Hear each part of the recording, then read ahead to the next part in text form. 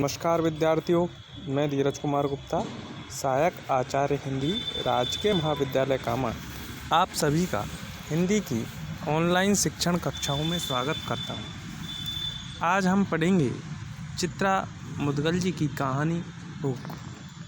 यह कहानी एक बहुत ही मर्मस्पर्शी, मार्मिक, हृदय को पिघला देने वाली, वर्तमान जीवन परिस्थितियों में जीवन का यापन किस तरीके से किया जाता है, एक विधवा की कहानी का मार्मिक चित्रण किया गया है।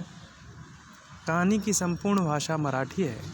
मराठी परिवेश को ही लेकर ये कहानी लिखी गई है। कहानी की मुख्य पात्र लक्ष्मा यानी लक्ष्मी, साथ ही साथ सावित्री जो उसकी सहेली है, दोनों के बारे में बताया गया है। प्रारंभिक कहानी का कथानक यहीं से प्रारंभ होता है। लक्ष्मी या लक्ष्मा अपने घर पर है और ज्वार को बीनने के काम में लगी हुई है। इतने में ही उसकी सखी सावित्री वहां आती है और दोनों वार्तालाप करती है। सावित्री ज्वार को देखकर कहती है कि कहाँ से लाई, तो राशन से लिया। लक्ष्मा कहती है मेरा कार्ड किधर है, यानी राशन कार्ड किधर है, तो बनवाया क्यों नहीं, बनवा ले। तो वो कहती है कैसे बनेगा, टेम्परेरी बनता नहीं। तो वह एक पता देती है कि परमेश्वरन के पास जाना, उसे नाम वाम देना और वह सारी व्यवस्था बना देगा और तुम्हारा कार्ड बन जाएगा, उससे तुम्हें ये मुफ्त में मिलने लग जाएगा। इस तरीके से दोनों महिलाएं बात करती हैं। साथ ही साथ लक्ष्मा भी विश्वास दिलाती है कि मैं बिल्कुल कल ही जाऊंगी। और फिर इतने में लक्ष्मा का जो छोटा पुत्र है वह कुनमुनाता है। 2 बार उसको थपकाने के बाद भी जब वह नहीं सोता है, ज़ोर ज़ोर से चिल्लाने लगता है। वह भूख की वजह से चिल्लाता है। लक्ष्मा उसको उठाकर अपने स्तनों पर लगा लेती है। पेय पान कराने का प्रयत्न करती है, लेकिन लक्ष्मा के स्तनों से पेय नहीं आने के कारण बच्चा दोबारा चीख उठता है। और लक्ष्मा भी इस चीज़ को देखकर सावित्री से कहती है क्या करूँ, आता ही नहीं है।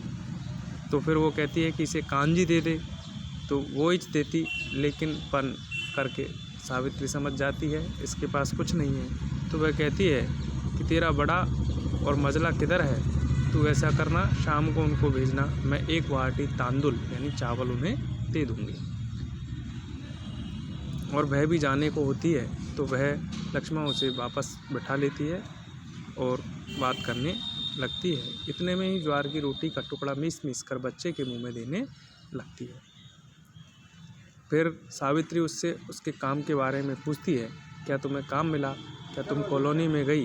तो वह कहती है मैं जाती तो हूँ, लेकिन कॉलोनी वाले पहली बात तो दरवाज़ा नहीं खोलते, जो खोलते हैं वो पूछते हैं किधर काम किए हुए हो, तुम्हारी कोई जान पहचान की औरत यहाँ काम करती है, उससे हमारी पहचान कराओ। फिर इतना होने के बाद कोई बच्चे को देखती है, ये बच्चा, इतने छोटे बच्चे को कहाँ रख के आओगी, इस तरीके के। तो वह कहती है बच्चा मेरे साथ रहेगा। तो इतने में ही मुंह पर दरवाज़ा बंद कर देते हैं। इस तरीके से लक्ष्मा अपनी पीड़ा को सावित्री को बताती है। सावित्री भी उसे दिलासा देती है कि सब्र कर, काम मिलेगा, किधर न किधर तो मिलेगा। मैं पता लगाती हूँ, मेरी कोई पहचान वाली बाई होगी, उससे कहती हूँ, कॉलोनी में कहीं काम करती है तो उसे मिल जाएगा। ऐसे में सावित्री अपना भी उदाहरण पेश करती है कि मैं भी तो देख कैसे जीवन यापन कर रही हूँ कि एक दिन अचानक सारा समुद्र मेरे पूरे परिवार को ले गया, तो क्या मैं भी मर जाती, लेकिन ऐसा संभव नहीं है। मैं जीवन जी रही हूँ, तेरे पास तो कम से कम 3 बच्चे तो भी हैं, तो इनके साथ जीवन जी रही है। और साथ में कहती है कि ऐसा करना, कल आप मेरी दुकान आता, वैसे सेठ मेरा बड़ा खड़ूस है, फिर भी मैं प्रयत्न करूँगी। हाँ, और बड़े को तुरंत ही भेज देना जिससे कि वो तांदुल ले आए। सावित्री झोपड़े से बाहर आई। लक्ष्मा की दयनीय स्थिति से उसका मन विचलित हो गया। मज़े में गृहस्थी कट रही थी। सावित्री उसके पूर्व दिनों को याद करती है और उन्हें हमें बताती है कि किस तरीके से वह जीवन जी रही थी। उसका पति मर्द मिस्त्री था, 30 रुपये दहाड़ी मिलती थी। 25 माले ऊंची इमारत में काम शुरू ही किया कि अचानक बांसों के सहारे फल्ली पर टिके पांव बालकनी पर पलस्तर चढ़ाते फिसल गए। 15वें माले से जो गिरा तो आहा भी नहीं करी, यानी वह शांत हो गया। उसका नाम गुड़प्पा था। सेठ बड़ा खड़ूस था। उसने यह साबित कर दिया कि कि मिस्त्री ने दारू पी रखी थी। शराब के नशे में वह ऐसा हुआ और ऊपर से गिरकर ख़त्म हो गया। 1000 रुपये लक्ष्मा को टिका दिए और उस रामी ने टरका कर उसे भगा दिया। इतने पर ठेकेदार सेठ को भी सबने बोला कि इसको काम पर रख लो, लेकिन उस समय लक्ष्मा अपने इस छोटे से पुत्र के गर्भवती थी 7 महीने की, तो उसने सोचा इसको तो बैठ के खिलाना पड़ेगा। ऐसी स्थिति में उसने उसे काम पर नहीं रखा। बुरा वक्त, एक काम 10 मजदूर, काम मिले भी तो कैसे, ऊपर से मुसीबत करोना, एक से एक बेईमान उड़ कर निकलते हैं। किसी के पास कोई असली ज़रूरतमंद पहुँचे तो कोई कैसे विश्वास करे।